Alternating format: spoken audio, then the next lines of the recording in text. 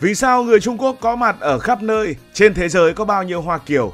Và những quốc gia nào có cộng đồng Hoa Kiều đông đảo nhất? Cộng đồng Hoa Kiều ở Việt Nam, họ là ai và đang nắm giữ những điều gì? Trước hết phải định nghĩa thế nào là những người Hoa Kiều. Hoa Kiều hay còn được gọi là hải ngoại hoa nhân là những người có gốc gác Trung Quốc, chủ yếu là người Hán, sống ngoài lãnh thổ Trung Quốc đại lục và Đài Loan.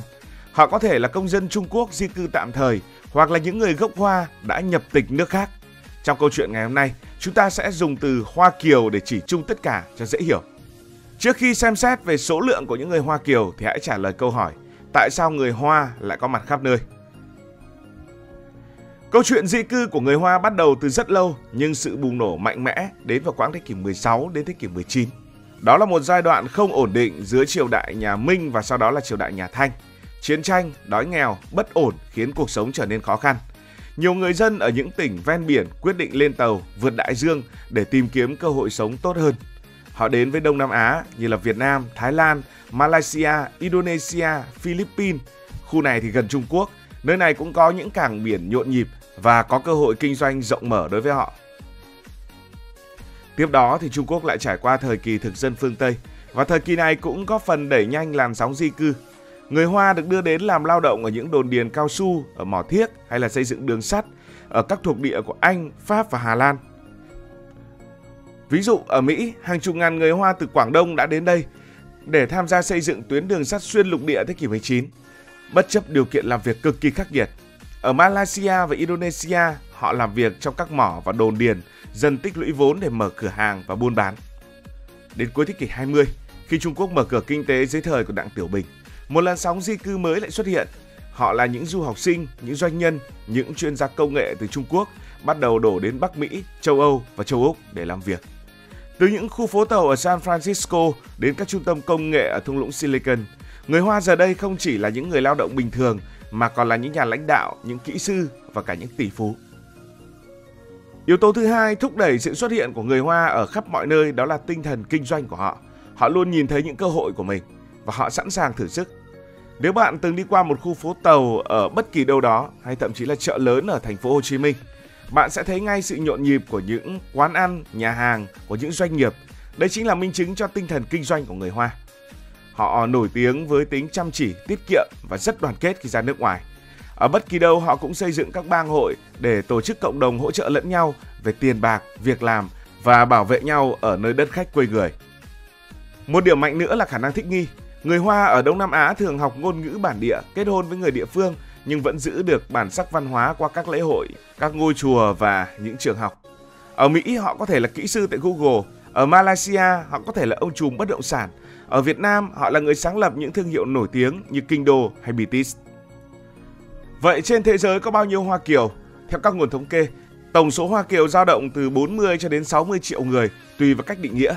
Nếu chỉ tính những người mang quốc tịch Trung Quốc sống ở nước ngoài, con số này vào khoảng 11 triệu người, tương đương dân số một số quốc gia như là Bồ Đào Nha, Thụy Điển hay là Cộng hòa Séc. Nhưng nếu tính cả những người gốc Hoa đã nhập quốc tịch nước khác, con số có thể lên đến 60 triệu người, tương đương dân số của một quốc gia lớn như là Italia, nhiều hơn dân số của Hàn Quốc và khoảng gấp đôi dân số của Triều Tiên. Theo một báo cáo từ Đại học Hạ Môn của Trung Quốc, năm 2020, số lượng Hoa Kiều trên toàn cầu được ước tính khoảng 60 triệu người, trong đó Đông Nam Á chiếm phần lớn. Vậy, 60 triệu Hoa Kiều này đang sống ở đâu? Hãy cùng nhau khám phá một vài quốc gia có cộng đồng Hoa Kiều lớn. Đây không phải là một bảng xếp hạng mà đây là một bản danh sách. Hãy đến với Thái Lan. Thái Lan là nơi mà người gốc Hoa kiểm soát hơn 90% vốn các doanh nghiệp. Một số công ty nổi tiếng của Thái Lan do người gốc Hoa kiểm soát, ví dụ như là công ty CP, họ đã xây dựng đế chế từ thực phẩm đến viễn thông. Người Hoa ở Thái Lan thường hội nhập rất sâu, lấy họ Thái Lan, kết hôn với người Thái Lan. Cựu Thủ tướng Thái Lan Thaksin Shinawatra là một ví dụ điển hình về người gốc Hoa thành công trong chính trị. Ở Malaysia, người gốc Hoa chiếm quãng gần 1/4 dân số và kiểm soát các ngành như là thương mại, tài chính, bất động sản.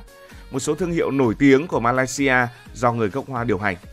Người gốc Hoa ở Malaysia giữ bản sắc mạnh mẽ qua những trường học tiếng Hoa và lễ hội. Tuy nhiên họ cũng phải đối mặt với chính sách ưu tiên người Mã Lai dẫn đến một số căng thẳng sắc tộc trong quá khứ. Indonesia ước tính có hơn 2 triệu Hoa Kiều.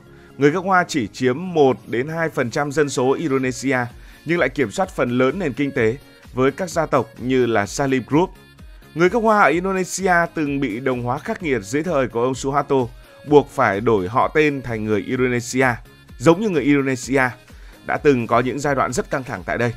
Giờ đây, họ đang dần khôi phục bản sắc qua những lễ hội và bang hội của mình tại Indonesia.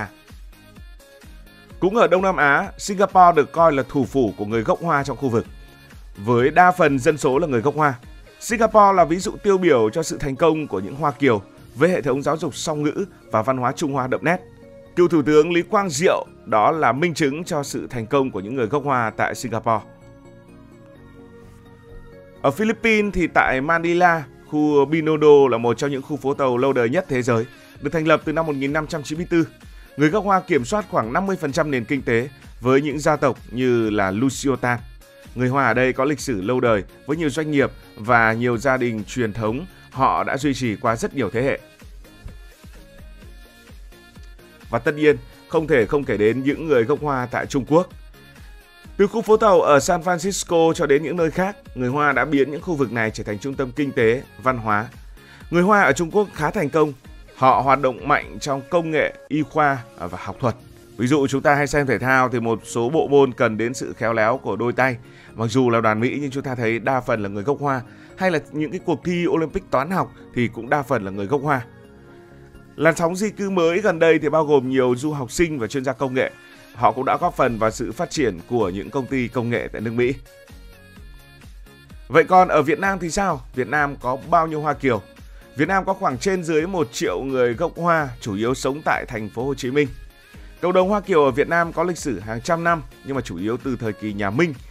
Lúc bấy giờ thì nhiều người Trung Quốc, chủ yếu từ Quảng Đông và Phúc Kiến, đã di cư đến Việt Nam để lẩn tránh chiến tranh và bất ổn.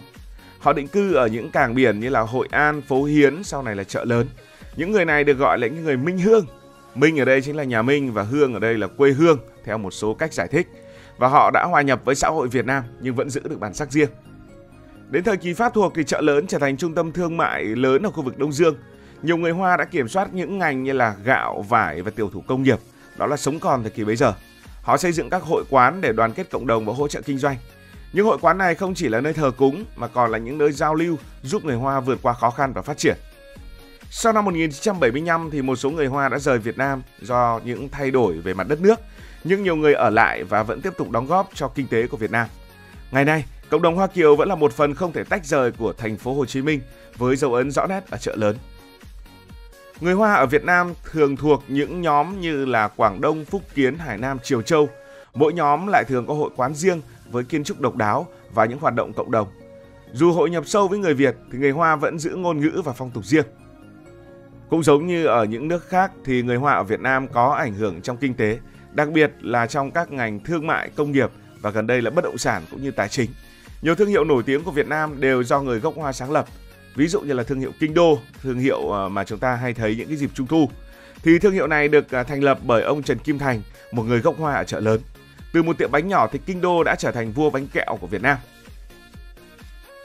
Hay một thương hiệu nữa đó là Bitis với slogan nổi tiếng là nâng niu bàn chân Việt. Gia tộc họ Vu đã biến một xưởng giày nhỏ trở thành thương hiệu giày dép hàng đầu tại khu vực Đông Nam Á. Hay là thương hiệu Minh Long, đây là công ty gốm sứ cao cấp do ông Lý Ngọc Minh, một người gốc Hoa sáng lập. Trong tương lai thì cộng đồng Hoa Kiều ở Việt Nam sẽ tiếp tục đóng vai trò quan trọng trong kinh tế và văn hóa. Ở Việt Nam, cộng đồng Hoa Kiều tại Chợ Lớn là minh chứng cho sự chăm chỉ, đoàn kết và khả năng thích nghi. Từ những hội quán cổ kính cho những đế chế kinh doanh như là Kinh Đô hay Bitis thì họ đã góp phần làm nên lịch sử và văn hóa của đất nước. Tổng kết lại, với khoảng 60 triệu Hoa Kiều trên toàn thế giới, đây không chỉ là một cộng đồng dân cư mà còn là một mạng lưới kinh tế và văn hóa khổng lồ. Ở Singapore, người gốc Hoa nắm giữ hầu hết các vị trí lãnh đạo. Ở Thái Lan, họ kiểm soát phần lớn vốn doanh nghiệp. Ở Việt Nam, cộng đồng Hoa Kiều ở Chợ Lớn đã biến khu vực này trở thành trung tâm thương mại sầm uất từ thế kỷ thứ 19. Trung Quốc cũng nhận ra giá trị của những người gốc Hoa của Hoa Kiều. Họ xem đây như là một phần của giấc mộng Trung Hoa, sử dụng mạng lưới Hoa Kiều để thúc đẩy những dự án như là vành đai và con đường. Những người này thì không chỉ mang vốn đầu tư về Trung Quốc mà còn giúp kết nối Trung Quốc với thế giới thông qua hiểu biết văn hóa và thị trường tại các nước mà họ đang sinh sống. Bạn nghĩ sao về câu chuyện của Hoa Kiều? Có ai đã từng ghé thăm Chợ Lớn hay một khu phố tàu nào đó muốn chia sẻ hay không? Hãy để lại ý kiến của bạn dưới phần bình luận. Cảm ơn vì đã quan tâm theo dõi câu chuyện này. Nếu cảm thấy thú vị, bạn có thể nhấn nút đăng ký kênh, bật chuông thông báo và chia sẻ Còn bây giờ thì xin được nói lời chào tạm biệt. Cảm ơn các bạn đã dành sự đồng hành cùng Hải Thanh Story đi qua những vùng đất, khám phá những điều mới.